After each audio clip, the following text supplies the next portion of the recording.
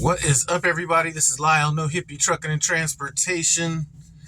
Still coming at you from outside the Millennium Building at the Prime Inc. Terminal in Springfield, Missouri.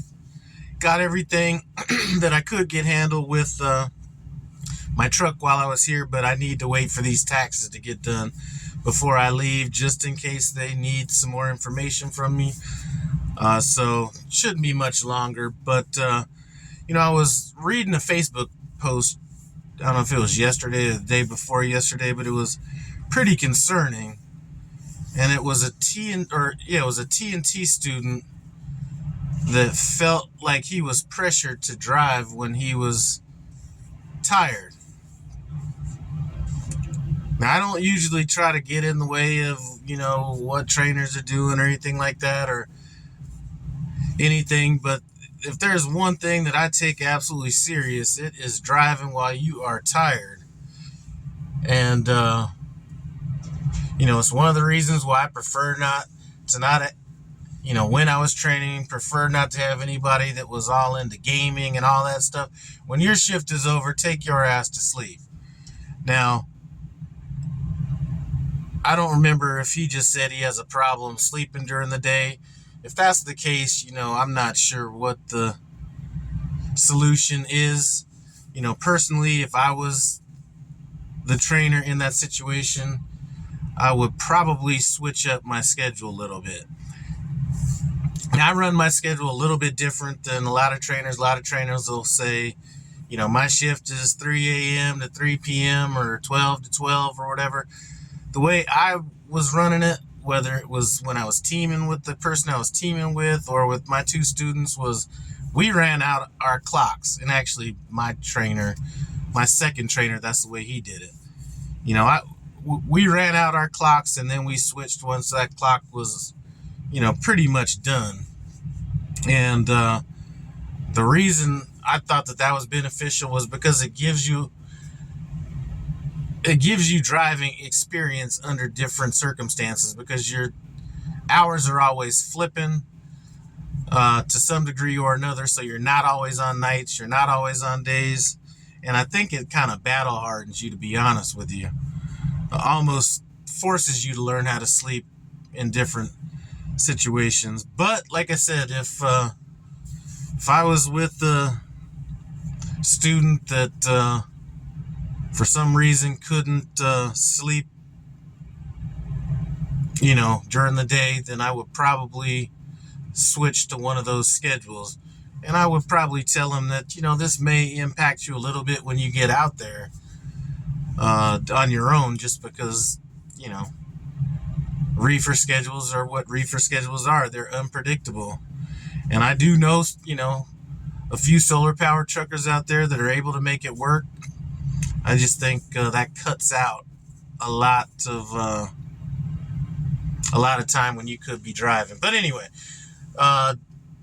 if you have a trainer that's trying to force you to drive, and I think maybe this person I think a lot of times people might put that pressure on themselves. Like I can't imagine a trainer wanting to force somebody to drive when they know that person is sleepy. That is like suicide. You know what I'm saying? I mean, that would be, that would be completely stupid. So, one of the reasons that I get on top of loads, which I learned from my second trainer, the reason I get on top of loads is because if you're on top of a load and you're running that thing balls out, you're gonna have time to pull over and take a nap for 2, 3, 4 hours, or whatever you might need, rather than we got plenty of time on this load, so why don't we go and stop at the Texas Roadhouse, or go stop here and go sightseeing. If I got a load that's going coast to coast and I got an extra day on that load, then we're going to get out there a day early. And there's that buffer in there just in case somebody gets tired. I mean, I think I'm blessed that I'm able to go a good 36 hours and not really even have an issue with it. I could sleep on a dime no matter what time of day it is or anything like that. But there have been times when I've had to pull into a truck stop or rest area or whatever and, take like an hour nap. And I would hope that my student would feel comfortable enough doing that as well, because anything other than that is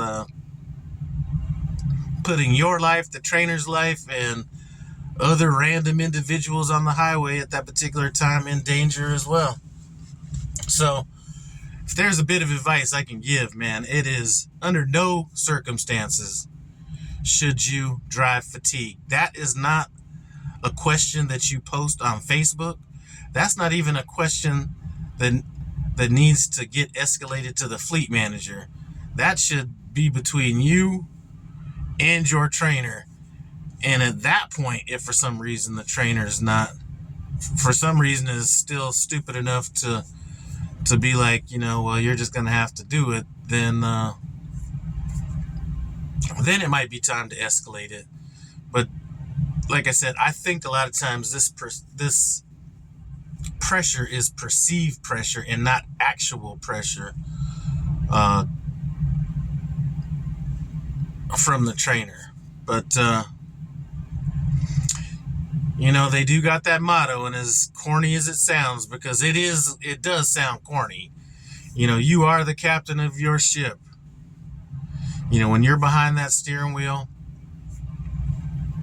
it's all on you, whether it's weather, fatigue, whatever it is. That's a choice, or that's not a choice. That is a decision that you make.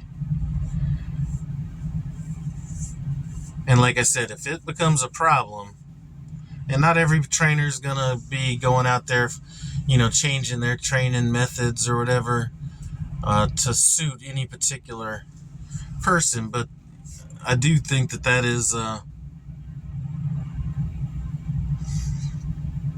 sign of good leadership, is being flexible with